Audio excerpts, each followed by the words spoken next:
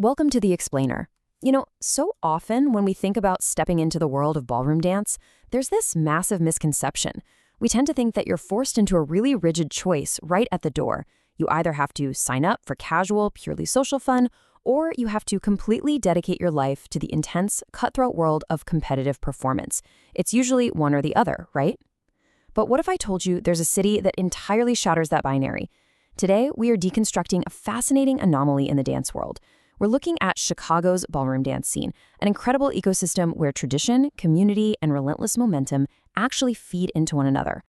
Okay, let's dive right into this. We're going to break down this thriving ecosystem into four foundational pillars: two paths, one floor, a technique-first culture, community beyond the steps, and finally, dancing through the seasons. Starting off with pillar number one, two paths, one floor, bridging the gap. Bridging the gap between a total beginner and a seasoned expert is famously difficult in literally any discipline, but it's wild how seamlessly Chicago blends these two worlds. In one space, you've got these incredibly welcoming social settings. Complete beginners can just comfortably practice their lead and follow basics without feeling totally intimidated. It's super relaxed. But then, existing in that very same ecosystem, you have the competitive circuits. We're talking intensive training routines and high-level showcases. Normally, these operate in totally different universes, right?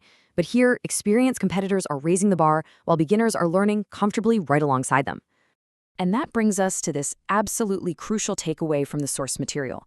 Dancers don't have to choose sides between community and performance. I mean, think about how powerful that is for learning. You don't have to sacrifice your friends or your social life just because you want to get serious about an art form. You can start casually on the social floor and then, at your own pace, gradually adopt those intense training routines that competitions demand, all without ever losing your community. Moving on to section 2, a technique-first culture, the building blocks. Now, to actually enable dancers to make that jump from relaxed social floors to serious competitions, you absolutely need a unified teaching philosophy. Chicago instructors are specifically known for hammering home core fundamentals, things like posture, weight control, discipline timing, footwork, frame, and partner connection. And because these exact skills transfer across all styles, whether you're doing standard ballroom or a Latin-informed approach, the whole learning curve feels incredibly structured. So when a dancer decides, hey, I want to start competing, they don't have to completely relearn how to dance from scratch. That mechanical foundation, it's already built right in from their very first social lessons. But let's be real for a second. Great technique absolutely doesn't matter if no one has the time to actually learn it. Teachers in Chicago get this. They deliberately tailor their lessons to the realities of local schedules and budgets. Instead of demanding some massive, overwhelming time commitment right up front, they structure the learning into really accessible formats. You start out with short clinics, then you move up to targeted workshops, and eventually you join recurring group sessions. It's this brilliant stepping stone approach that keeps dancers continually engaged and progressing, completely avoiding that dreaded burnout. Which brings us to number 3, community beyond the steps, a practical network. Chicago's identity as a massive hub for both arts and athletics really attracts a specific type of person. Someone who brings a fierce competitive spirit, sure, but who also deeply values the warmth of a community activity. And this manifests in what the scene calls rotation moments. I absolutely love this concept. Basically, these are informal practice sessions where partners swap frequently. It essentially guarantees that everybody gets a chance to dance, which totally prevents those exclusionary cliques that can, unfortunately, plague a lot of hobbyist communities.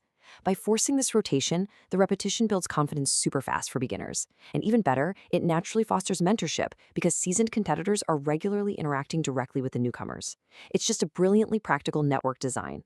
And finally, our fourth pillar, dancing through the seasons. The geographic rhythm. Look, you really can't talk about Chicago without talking about its physical environment, and let's face it, it's notoriously intense weather. But instead of fighting it, this ecosystem actually uses it. In those freezing winter months, activity naturally concentrates indoors. This creates a highly focused, steady cadence of lessons and indoor dances. It keeps everyone drilling technique when outdoor plans would normally just grind to a halt. Then, as we thaw out and move into spring, the energy shifts. Events take on a much more expansive feel, giving dancers a chance to practice in larger groups. And finally, by summer, all that winter technique and spring practice just explodes into public showcases and vibrant outdoor events. The momentum literally never stops. It just kind of changes shape. And it's really important to point out that this energy isn't just confined to one giant downtown studio. Because Chicago's neighborhoods vary so widely in their culture and vibe, dancers are actually able to find a localized community, a true home base right near where they live. This takes all these abstract concepts we've been talking about and grounds them in relatable local geography. It makes the whole art form feel deeply rooted in the daily life of the city itself, rather than just being some occasional downtown destination. So, when we pull all of this together, we really see the absolute magic of the Chicago scene. It's not just one single element. It is the perfect, constant balance of these three main factors working in total harmony: teaching classic, highly transferable technique, delivering that technique with a modern, welcoming, community-driven vibe, and utilizing the city's unique geography and seasons to maintain a year-round active momentum. That is exactly how you build an ecosystem that actually serves everyone, from the absolute beginner to the elite competitor. Which leaves us with a pretty compelling question to ponder. Whether your passion is dance, coding, writing, or literally any other sport, take a hard look at the environments you learn in. Are they forcing you to choose between casual community and serious performance? Take a page out of Chicago's book. How can you find, or maybe even build, this kind of brilliantly balanced, structured pipeline in your own pursuits? Thank you so much for joining me for this explainer. I really hope it changes the way you look at building skills and community. Keep learning, and we'll see you next time.